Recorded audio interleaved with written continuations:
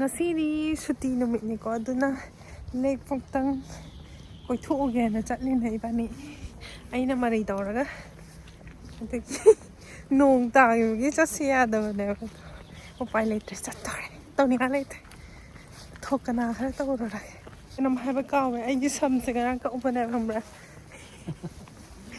sam kakpada lupa lising mangala hore samdang kakpada no hair dry Kadagi shampoo wash kem tau banatam only hair cut to ye mo haba kino ba profession change tau de ara shaida barber roi no ya ye mo ba sibu lising magai samman da de ai di kano da khunnik panenga sibu ai sam nupa chamnga da ne ka lai je Manipur da or Delhi da adubu Finland da lang ko da gilising mga ating ay awa nagkagsaro sa Londa. Anyways, upay late. Lam gaya din ko. Tangi sida. Doon na Finland da lang kaya di samga ala. Okay, let's go. Yum. Padanas guardian se matami je mimi yum se. Asatra.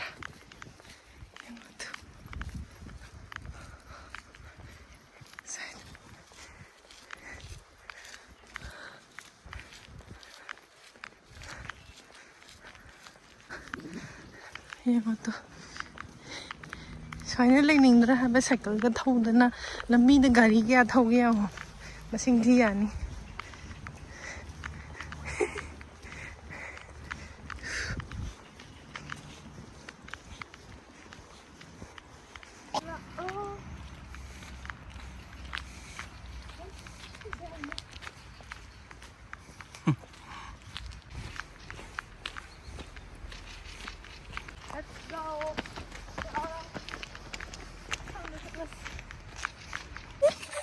Hay tour di.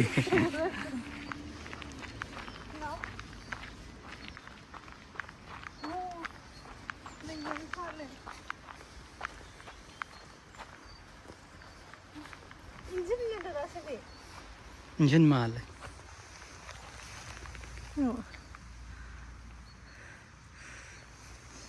Engine ne.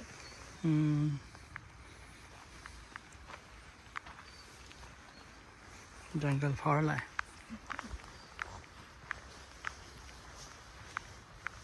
Engine nó tê cái đó. Engine ne the. Chi ba? Engine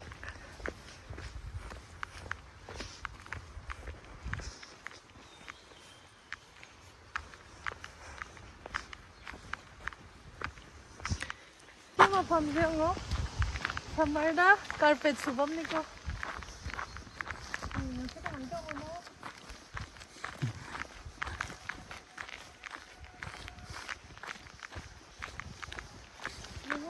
Season na deva function do. Apoi se pura aga suse. Kasi de motli ko. But ek sana le ne mat. This is jungle manung da.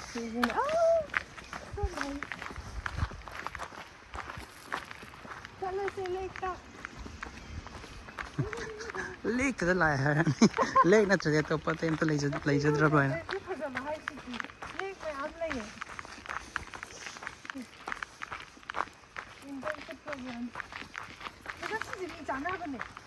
Kai de no siken one fern do ne se je. Mana.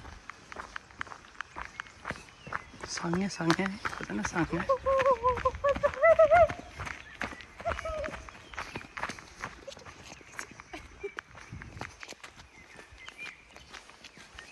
Nong chu bagi mana sang do e.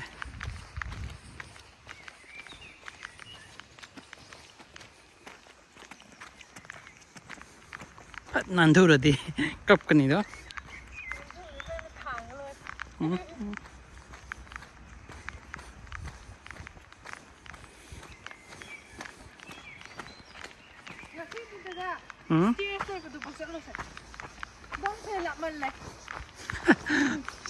어디 난기 가는 거 난가라 폭풍 말기도 난가라. 이젠 뭐네 가. 아이 타이 타박 라이트 왜 다. Australia kayo matam kapi yun mada.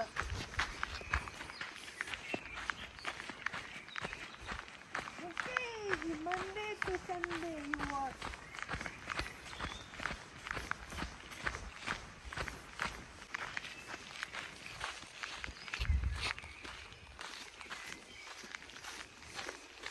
Nong kan tarakadori an janggal manung nong kan ta sakali pajan tuk nong kalakadori ta yan khona da majang yin bu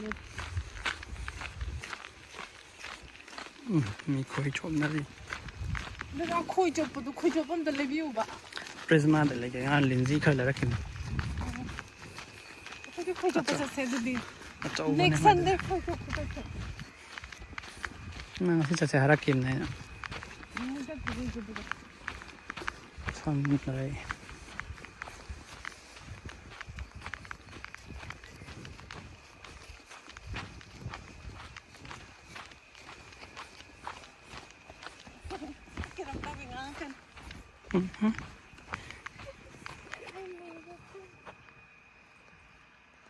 또 건강 게 거의 좁이죠. 시드나 사우나 레레트. 아시지다 싱다 정타로 스위밍풀다 스위밍풀 마티 암레라미고 하나 시제 매야이데 셈맘마네 윈터다. hojikti kano tawgre lawthokre mayam sida swimming tawrani lekta aduga sida sauna lekta sauna da laaga amuk isa sahalani amuk chongtharani ising ding halaga amna nungaiba process ne guys tra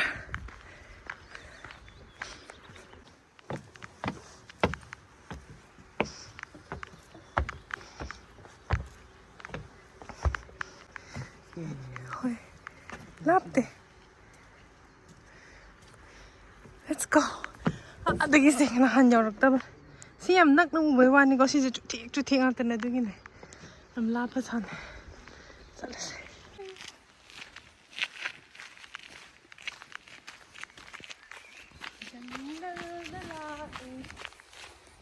Isip mo kung taxi ko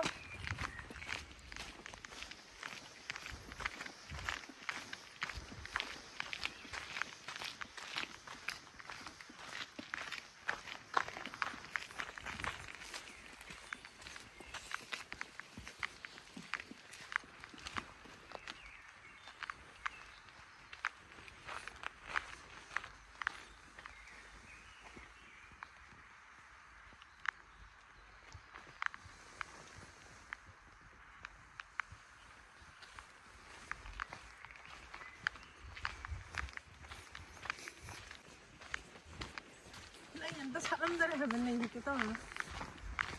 salam gani asli tu asli memang dari ujian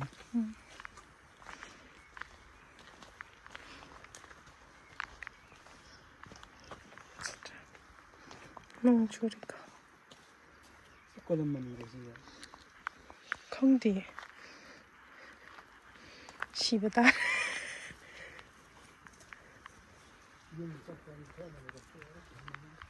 yumdagi hanging mathang yum chappada thambal ne tharo ne ikai thabi de kai de pura de tha yaar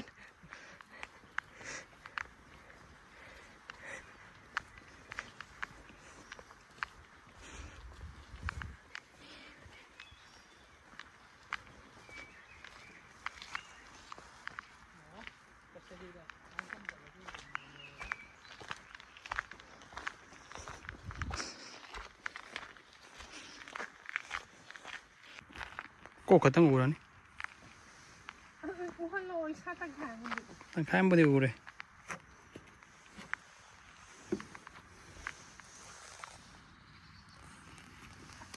thambal ho ho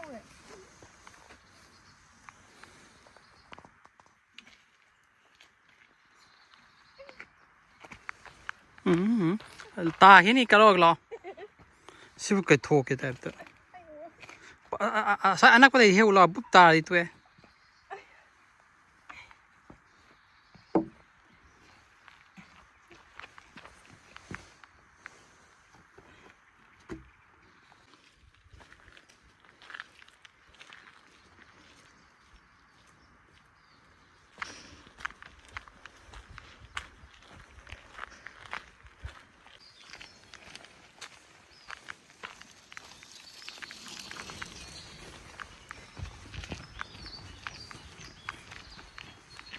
fazedra. Nature.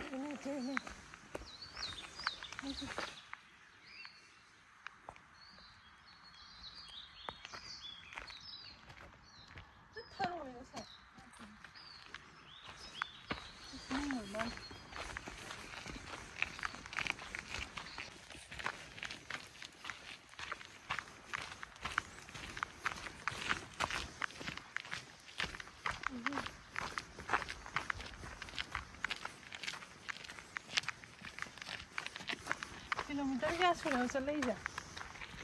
Kilometer jam dia kilometer mah param gitu nggak ini.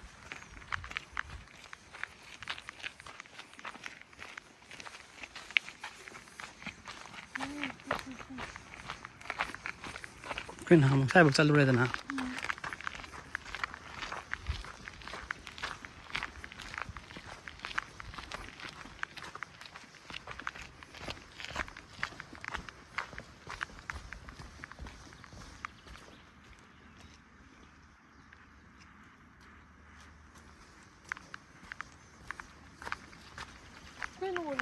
Mushroom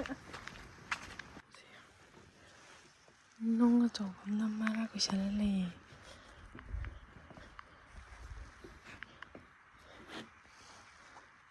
들아. 스쿠이라 마네신데. 나. 나라가 이반이 타와이 타라자 해라. mushroom. Mushroom này sẽ xem đầu đây đi không được. Ai xí xe ra đi sôi xì rồi nè. Ngắn tôm mì rau. So cute. 진짜. 이게 진짜 짱이지. 시장에 이제 보이드. So cute. cây nổ. hả? 미면 안 돼. 이것을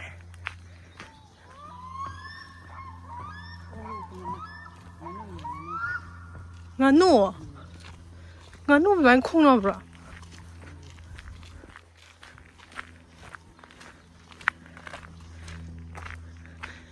지금 펌 파자봤네. 짱이노.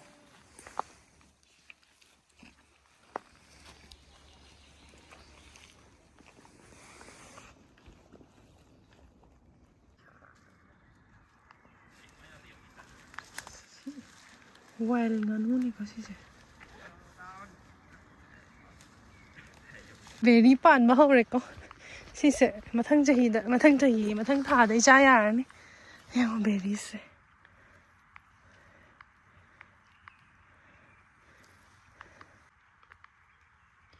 이 자라가 시즌 마탕 타다디 하베스트 오비야니까.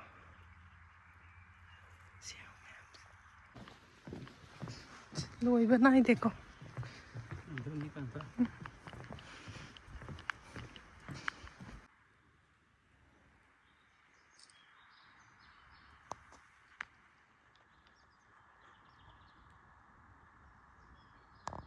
mấy ông hôi đi coi này không thả bên này là đi anh ngon đi focus tốt ông hôi đi từ về đi thả bên này đi xịt đó ôi hơi đi bucket ama mampai lại à ni. Cái đó là nhon thọc. Nhon thọc. Anh trai à như vậy đấy. Nó đã siap. Ai lấy.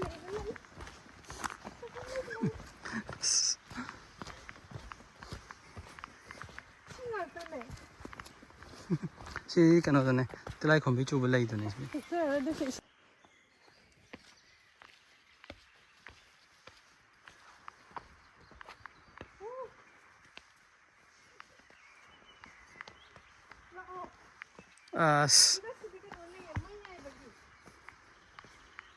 mini barbecue tàu với rồi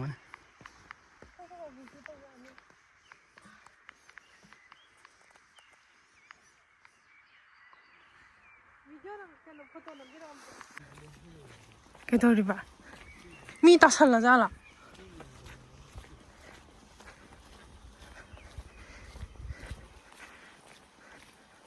Ambulance ama lay ko kaidaram no hangde. Ayo.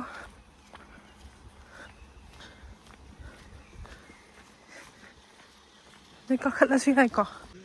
처음다 dia 복잡트리에 거에다. nganu kara.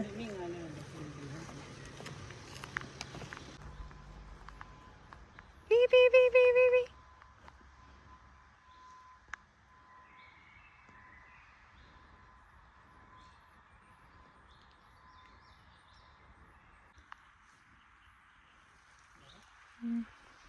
신나 렉 아마니까 신전에디 이디 저번에 너가 시디 여우가 말아 마티 암땅 zat게 시기 커넥티비티니가 시기 손지 렉 아코나 zatlo버도 근데 시데 파도기도이네 시기 렉 아저버시 따도이네 도 시기 렉 아저버시 암 자와 시디 커버 도 말아 시디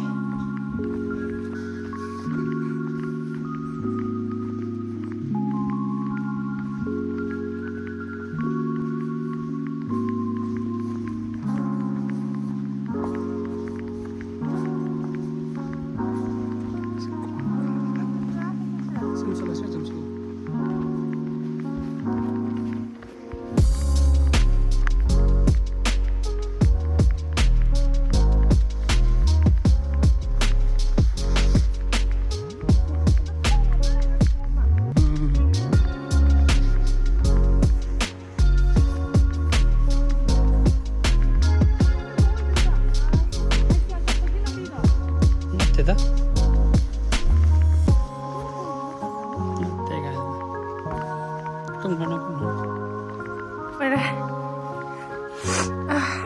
market and that's looking at grocery shopping tawba weekends that's true मैं मसीद बजना कोई थरे है खोलो टिक तो है तो शायद हम लोग शिंजरगे मैं वीडियो से नुंगाई दादी लाइक कमेंट एंड सब्सक्राइब तब से लंगो तब हम लोग थे नर्सिको बाय